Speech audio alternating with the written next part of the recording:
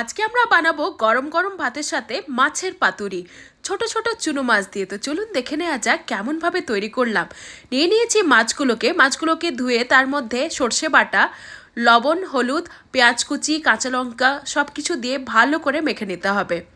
এরকমভাবে ম্যারিনেট করে কিছুক্ষণ রেখে দেব। তারপরে কুমড়ো পাতার মধ্যে মাছগুলোকে আমি দিয়ে দেব আর পাতাটাকে ভালো করে মুড়ে নিচ্ছি। কুমড়ো পাতাটাকেও আমরা ভাতের সাথে খেতে পারবো, এজন্য আজকে আমি এটাকে একটু ফ্রাই করে নেব। আপনারা চাইলে জল দিয়েও ভাপিয়ে নিতে পারেন। এরকমভাবে ভালো করে যখন মুড়া হয়ে যাবে, এটাকে সুতো দিয়ে 4-5টা ভালো করে বেঁধে নিতে হবে।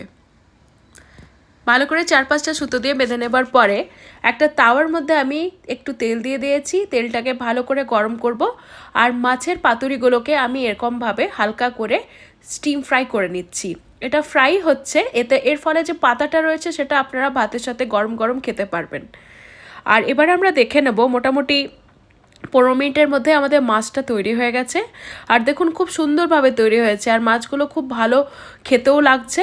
আর গরম গরম ভাতের সাথে তো দারুণ দুর্দান্ত লাগছে মাছের পাতুরি। আপনারাও বাড়িতে বানিয়ে ফেলুন।